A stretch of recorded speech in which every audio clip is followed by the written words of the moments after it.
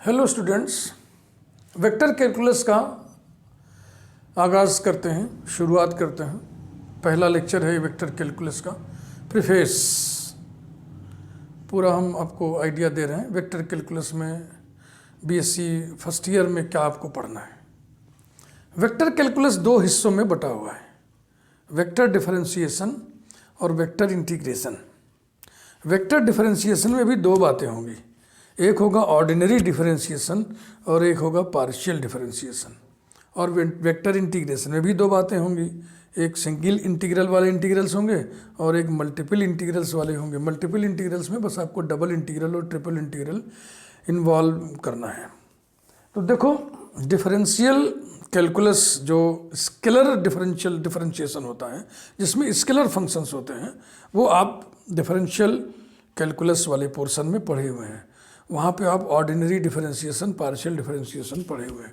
Ordinary differentiation तो आप inter से ही शुरू कर देते हैं, आई थिंक 11 से ही शुरू हो जाता है, जिसमें आप लिखते हो ना कि यदि y x का फंक्शन है तो y का डेरिवेटिव x के रिस्पेक्ट में dy/dx से लिखा जाता है। Partial differentiation BSc first year differential calculus के पोर्शन में आपने पढ़ा होगा, और अगर नहीं पढ़ा होगा तो मैं आपको काम भर का तो सिखाऊंगा ही, वेक्टर कैलकुलस पढ़ाते समय, वेक्टर डिफरेंशिएशन पढ़ाते समय। वेक्टर इंटीग्रेशन, जो स्केलर फंक्शन का इंटीग्रल आप पढ़े हुए हैं, इंटर से ही आप शुरू कर दिए हैं, उसमें स्केलर्स होते हैं, सब स्केलर फंक्शन होते हैं। उसमें सिंगल इंटीग्रल और मल्टीपल इंटीग्रल। सिंगल इंटीग्रल तो आप इंटर से ही पढ़ रहे हो, बीएससी में तो कुछ खास है नहीं, उसका एप्लीकेशन ही है बस इंटीग्रेशन का ढेर सारा। हाँ, डबल इंटीग्रल, ट्रिपल इंटीग्रल आपने बीएससी फर्स्ट ईयर में ही सीखा है। तो अब वेक्टर कैलकुलस में आप आ गए हैं, तो आपको स्केलर कैलकुलस की कौन कौन सी बातें बहुत ढंग से तैयार करनी होंगी। सबसे पहले एक तो डिफरेंशिएशन का कंसेप्ट बिल्कुल क्लियर होना चाहिए, दूसरे पार्शियल डिफरेंशिएशन का कंसेप्ट क्लियर होना चाहिए, और डबल इंटीग्रल, ट्रिपल इंटीग्रल के भी कंसेप्ट आपको क्लियर होने चाहिए।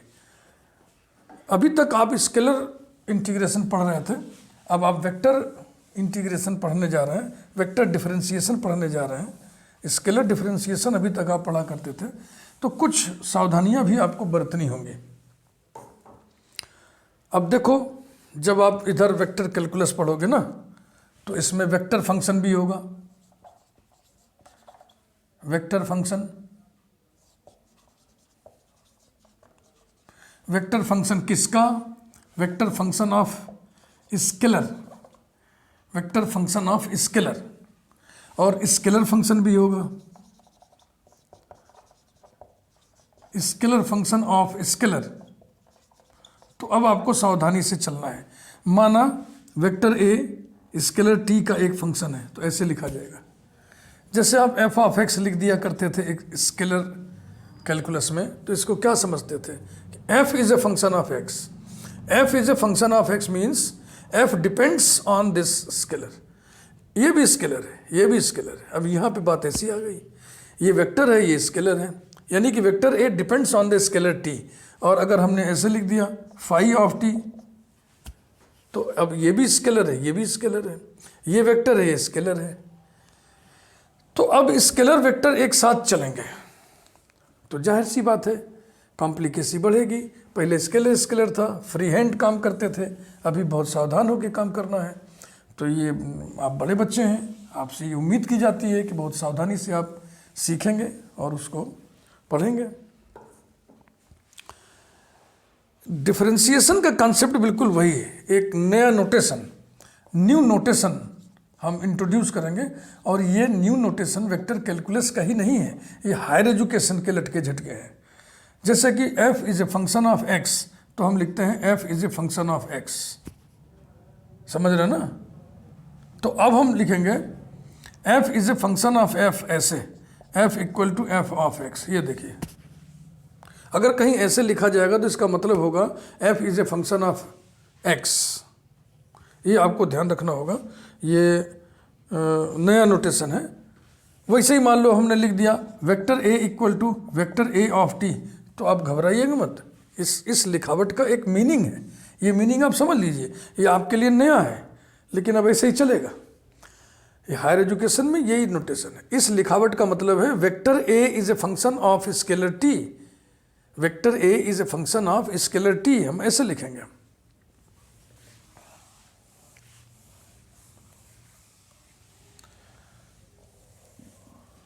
तो सबसे पहले हम ऑर्डिनरी डिफरेंशिएशन की बात शुरू करेंगे।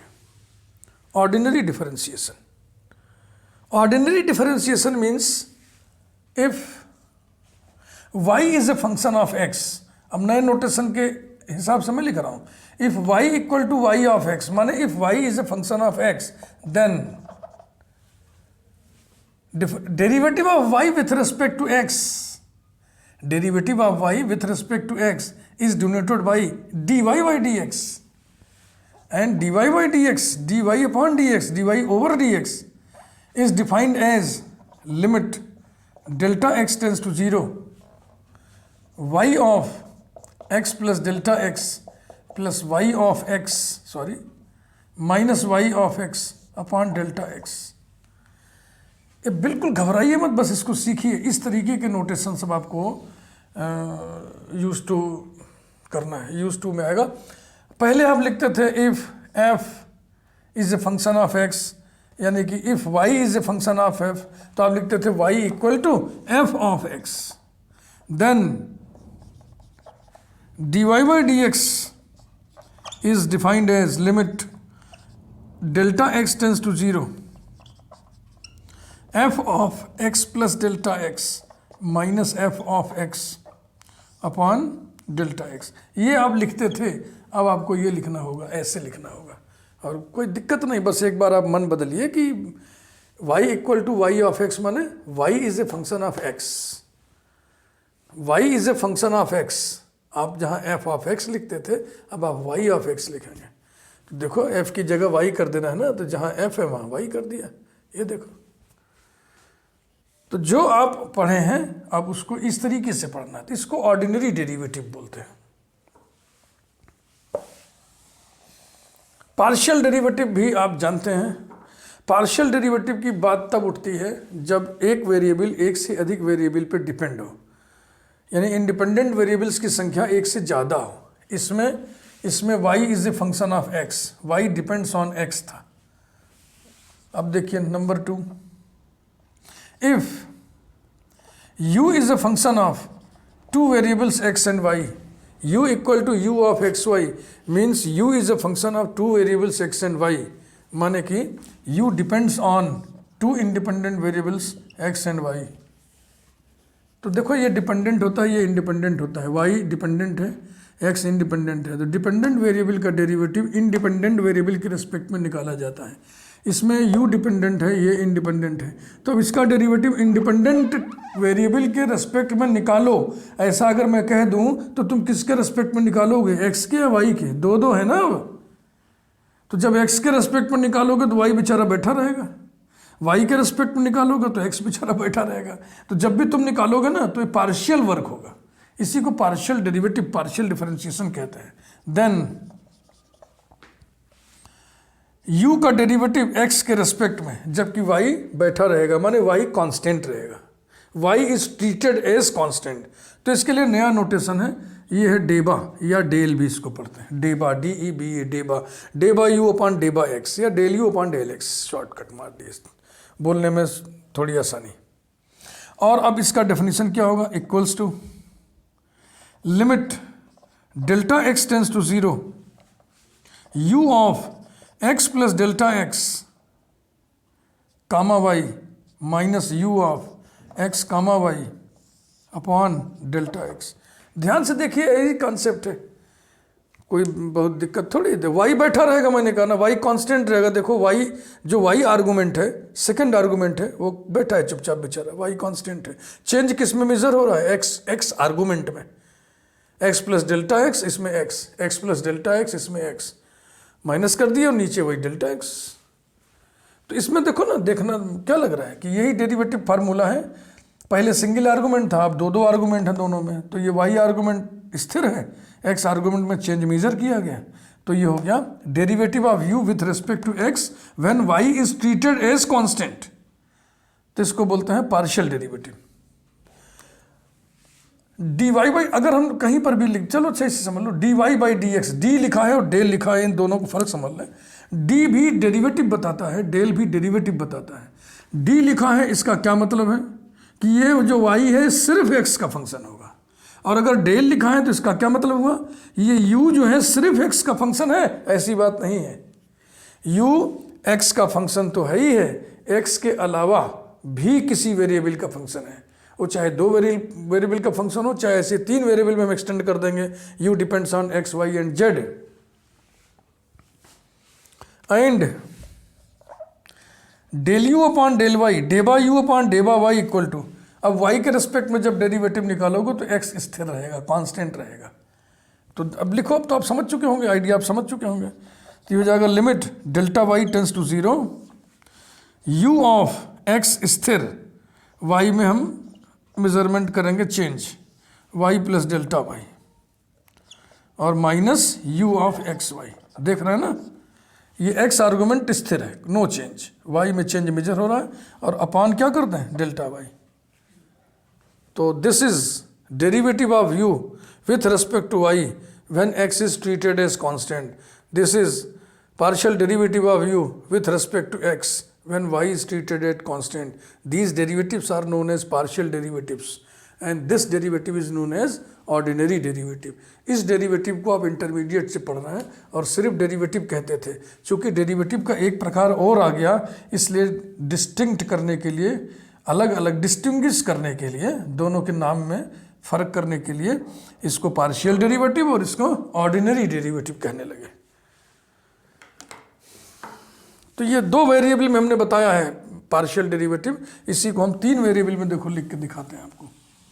ये हम आपको स्केलर कैलकुलस समझा रहे हैं, स्केलर डिफरेंशिएशन समझा रहे हैं, वेक्टर डिफरेंशिएशन अभी प्रीफेस में हम नहीं शुरू करेंगे, और सारे कॉन्सेप्ट यही रहेंगे वहाँ पे। Next, if u is a function of 3 independent variables x, y and z, then, अब u फंक्शन है x का, u फंक्शन है y का, u फंक्शन है z का, तो x के रिस्पेक्ट में जब निकालोगे तो ये दोनों बेचारे बैठे रहेंगे, माने कांस्टेंट रहेंगे। y के रिस्पेक्ट में डेरिवेटिव निकालोगे तो x और z बैठा रहेगा, z के रिस्पेक्ट में पार्शियल डेरिवेटिव निकालोगे तो x और y ऐसे कांस्टेंट पड़े रहेंगे। तो मैं तीनों लिख दे रहा हूँ और अब मुझे लगता है आप लिख सकते हैं। Del u upon del x equal to सबस limit delta x tends to 0, u of x में मेजरमेंट हम चेंज कर रहे हैं तो x चेंज होगा, बस x क्या हो जाएगा, x plus delta x, comma y वैसे ही रहेगा, कामा z वैसे ही रहेगा, minus u of x comma y comma z upon delta x। Del u upon del y equals to limit delta y tends to 0, u of x comma y में change करिए, y plus delta y comma z minus u of x y z upon delta y। And similarly, del u upon del z equals to limit delta z tends to 0, u of x comma y comma z plus delta z minus u of x y z upon delta z। ये देखो, मैं आपको आज इस कुछ कायदे से इस मैकेनिज्म समझा रहा हूँ मैं, ये डेरिवेटिव्स क्या होते हैं, पार्शियल डेरिवेटिव्स क्या हैं, 2 वेरिएबल वाले, पार्शियल डेरिवेटिव्स क्या हैं, 3 वेरिएबल्स वाले, और ऑर्डिनरी डेरिवेटिव क्या है। ये स्केलर कैलकुलस है, स्केलर डिफरेंशिएशन है। अब आपको वेक्टर डिफरेंशिएशन पढ़ना है तो वेक्टर भी घुस जाएगा इसी में, तो सावधानी बरतनी पड़ेगी, बहुत सावधानी के साथ आपको पढ़ना होगा। कॉन्सेप्ट ऐसे ही रहेगा, यही सब कॉन्सेप्ट है। इसी प्रकार से इंटीग्रल में भी है, इंटीग्रल में भी है ना, वो हम क्या बताएं, वो तो उसी समय बता देंगे। जैसे कि सादा इंटीग्रल पढ़ना है तो इंटीग्रल मान लीजिए लिमिट t1 टू t2 है, हाँ, यहाँ कोई फंक्शन है vector a of t dt, ये vector a is a function of t का फंक्शन है, तो t के रिस्पेक्ट में इंटीग्रेट करके t की लिमिट ले लेंगे, ये हो गया सिंगल इंटीग्रल। ऐसे डबल इंटीग्रल आएगा, दो इंटीग्रल लगे रहेंगे, वेक्टर a ऑफ t, और अब इसमें दो आ जाएगा ना, तो डबल लगेगा। वो उसी समय जब हम पढ़ाएंगे तब ज़्यादा डिटेल बताएंगे, अभी कुछ खास बताने लायक हमको समझ नहीं आ रहा कि क्या अभी हम बता दें। तो कुल मिला के ये जानिए कि डबल इंटीग्रल भी आएगा और ट्रिपल इंटीग्रल भी आएगा, और डबल इंटीग्रल ट्रिपल इंटीग्रल आप इंटीग्रेशन में पढ़े होंगे, उसको आप ध्यान से पढ़ लीजिए, बहुत ध्यान से पढ़ लीजिए। वो सब वही dx dy dz यही सब आएंगे। तो वेक्टर इंटीग्रेशन में एक तो इंटीग्रेशन पे बेस्ड प्रॉब्लम है, और इंटीग्रेशन जब हम सिंगल इंटीग्रेशन शुरू करेंगे ना, तो उसमें एक चीज़ बड़े मार्के की आती है, वर्क डन आएगा। तो लाइन इंटीग्रल भी आप पढ़ेंगे। अभी तक जो इंटीग्रल आप पढ़ते हो ना, उसको बोलते हैं एरिया इंटीग्रल। और एरिया इंटीग्रल में जो लिमिट्स होती हैं ना, वो बाउंड्रीज के इक्वेशंस होती हैं। अभी एक खास किस्म का आप इंटीग्रल पढ़ोगे, उसका नाम है लाइन इंटीग्रल। वो अलोंग द कर्व इंटीग्रेशन करता है, एरिया पर नहीं करता, अलोंग द कर्व करता है। तो अलोंग द कर्व इंटीग्रल को लाइन इंटीग्रल कहते हैं। और इसमें जो लिमिट होती है ना, पॉइंट के कोऑर्डिनेट्स होते हैं। तो ये डिफरेंट होता है। मैं जब शुरू करूँगा तो बहुत ढंग से, आपको कायदे से, बहुत सावधानी के साथ सिखाऊंगा आपको। और इसी प्रकार से सरफेस इंटीग्रल हम पढ़ेंगे, और वॉल्यूम इंटीग्रल हम पढ़ेंगे। और line integral, surface integral, volume integral पर बेस्ड 3 बड़े ही ख्यातिलब्ध, है ना, बड़े ही फेमस थ्योरम्स होते हैं। Green's theorem, Gauss theorem, Stokes theorem. इनके प्रूफ हैवी होते हैं। ग्रीन थ्योरम का प्रूफ थोड़ा हल्का होता है, बकिया गॉस थ्योरम का प्रूफ, स्टोक थ्योरम का प्रूफ भारी होता है। तो भारी प्रूफ है। इसमें भी कि आधे घंटे में ना हो पाए प्रूफ, तो सब हम नहीं पढ़ाएंगे, बुक से देख लीजिएगा। केवल आपको हम ट्रेनिंग देंगे कि इन तीनों थ्योरम्स पे बेस्ड एग्जाम्पल्स किस प्रकार के होते हैं। तो प्रायः 2 प्रकार के होते हैं। एक तो होता है कि बाय यूजिंग फलाने थ्योरम कैलकुलेट दिस इंटीग्रल, और एक होता है वेरीफाई फलाने थ्योरम। एक वेरिफिकेशन पे बेस्ड न्यूमेरिकल होगा, एक कैलकुलेशन पे बेस्ड होगा। घबराइएगा मत।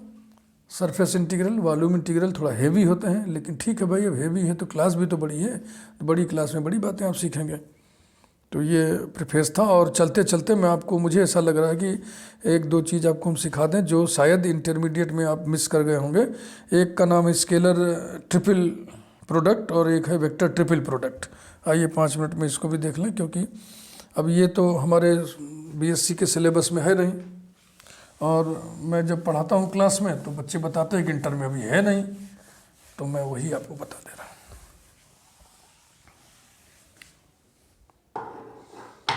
स्केलर ट्रिपल प्रोडक्ट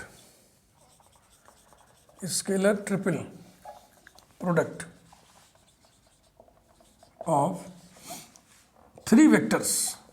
ट्रिपल से तो 3 है, 3 क्यों लिखें, ऑफ वेक्टर्स।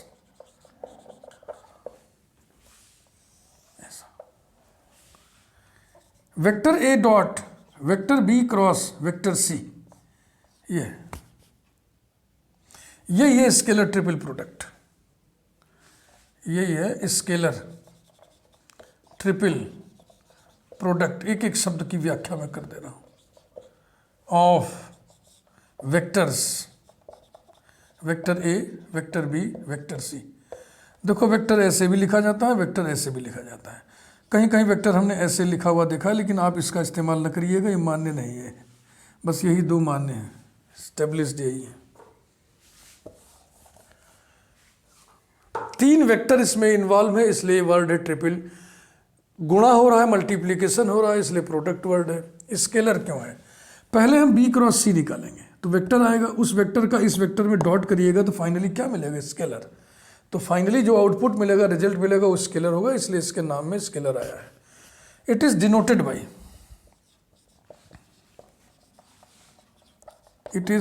बाई, ये बॉक्स, इसको बॉक्स पढ़ते हैं, बड़ा ब्रैकेट है, square bracket, vector A, vector B, vector C. Comma नहीं लगाते, बस थोड़ा थोड़ा स्पेस दे के लिखते हैं। और जो बेसिक रिजल्ट इसका है वो ये है, result vector A dot vector B cross vector C. अब हम ब्रैकेट नहीं लिख रहे हैं, क्यों नहीं लिख रहे हैं? देखो, ब्रैकेट यही जताने के लिए लिखा गया है ना कि पहले भैया बी क्रॉस सी निकाल लो। तो चलो मान लो हम एरर कर दें, पहले में ए डॉट बी ही निकाल लें। तो अगर हम ए डॉट बी निकाल लेंगे तो स्केलर आएगा। अब scalar cross vector, it is meaningless. Vector cross vector होता है, वेक्टर डॉट वेक्टर होता है, स्केलर इनटू वेक्टर होता है। Scalar cross vector is meaningless, तो मीनिंगलेस हो जाएगा। इसलिए हम ए डॉट भी पहले निकाल ही नहीं सकते, निकालेंगे ही नहीं। पहले हम जब भी निकालेंगे, पहले क्रॉस प्रोडक्ट निकालेंगे, जो आएगा उसका इसके साथ डॉट करेंगे, इसलिए हम ब्रैकेट लगाना छोड़ दे रहे हैं। तो ये बराबर होता है vector A cross vector B dot vector C. ये बहुत ही मार्के का रिजल्ट है। अब इसको हम प्रूव नहीं कर रहे हैं, एक आइडिया आपको हम दे देंगे इसके प्रूव करने का, इसको समझने का। इसी का डेफिनेशन कंपोनेंट फॉर्म है, यानी अगर तीनों वेक्टर्स कंपोनेंट फॉर्म में हो तो इसको कैसे डिफाइन करेंगे।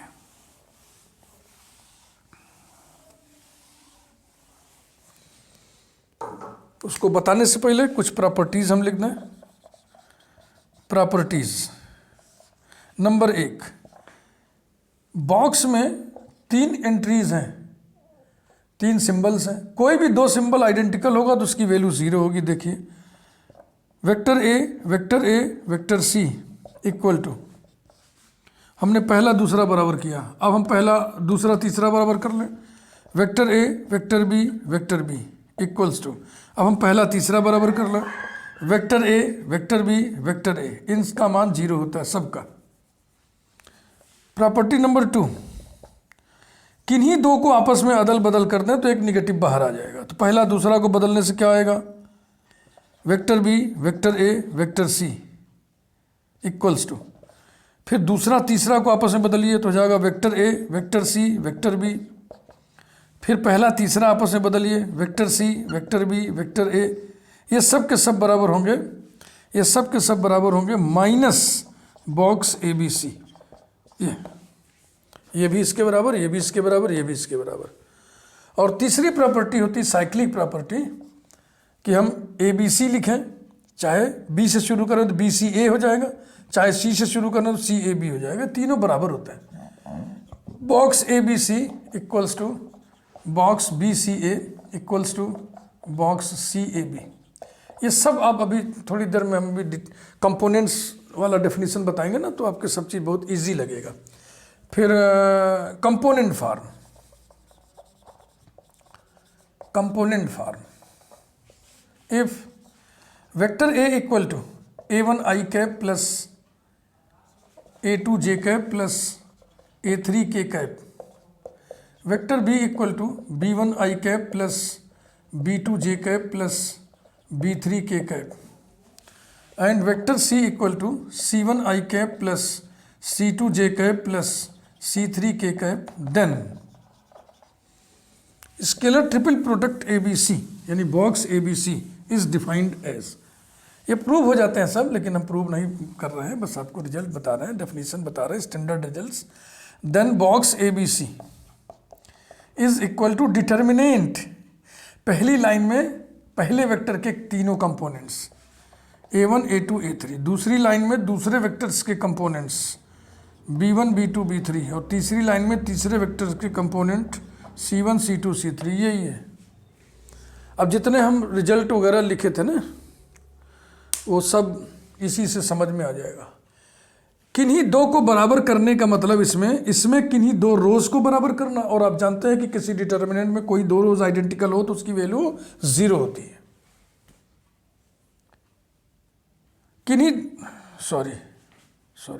किन्हीं 2 को इक्वल करने से, जैसे ए और ए यहाँ भी लिख दें, तो 2 इक्वल करेंगे तो 2 आइडेंटिकल रोज हो जाएंगी तो उसकी वैल्यू 0 हो जाएगी।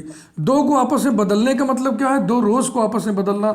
आपको मालूम है डिटर्मिनेंट में कोई भी 2 रोज आपस में बदल दें, इसको यहाँ कर दे तो एक निगेटिव बाहर आ जाएगा, और ये जो निगेटिव बाहर आएगा इसी से साइक्लिक प्रॉपर्टी प्रूव हो जाती है। वो ऐसे प्रूव हो जाती है, देखो हम करके दिखाते हैं आपको। Box A B C equal to B और ए को बदलिए तो हो जाएगा माइनस बाहर, तो हो जाएगा B A C equal to minus, फिर माइनस एक बाहर आएगा। तो क्या करें, ए और सी को बदल दें, ए और सी को बदलोगे तो क्या हो जाएगा बी सी ए, और ये माइनस इंटू माइनस प्लस हो गया, तो A B C equal to B C A. ऐसे ही 2 बार इसमें करोगे ना तो सी ए भी आ जाएगा। साइक्लिक प्रॉपर्टी इस तरीके से हो जाती है।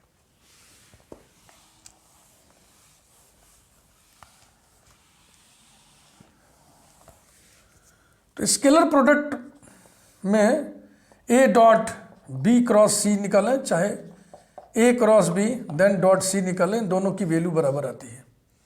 आप B cross C component form में लिखिए, फिर ए से डॉट करिए, यही डिटर्मिनेंट आएगा।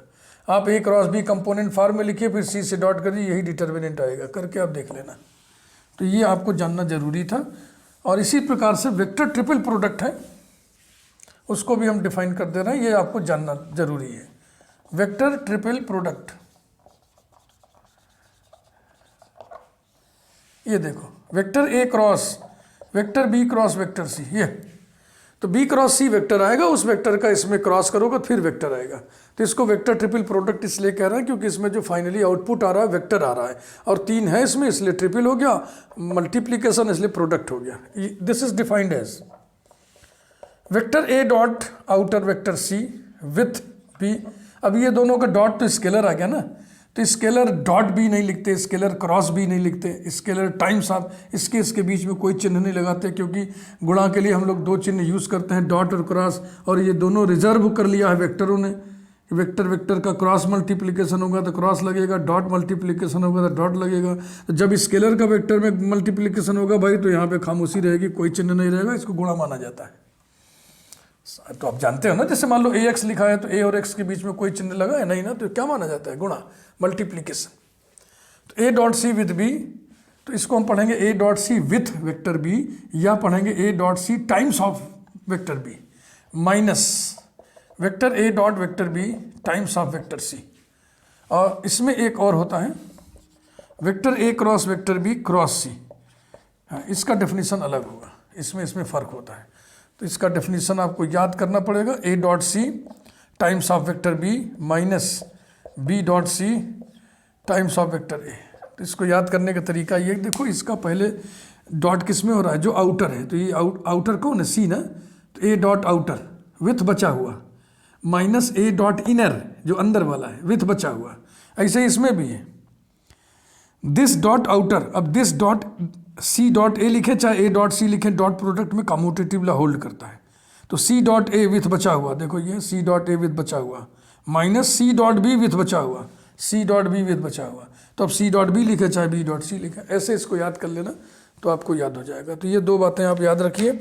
इसके बाद प्रीफेस का काम यही हम रोक रहे हैं। चैनल को सब्सक्राइब जरूर करिए, बेल आइकन प्रेस कर दीजिए ताकि जो भी वीडियोज़ हम बनाएं उसकी सूचना आपको डायरेक्ट यूट्यूब से मिलती रहे। और अगले वीडियो में हम जो कोर्स कंटेंट है, सिलेबस कंटेंट, वो स्टार्ट कर देंगे। Thank you very much.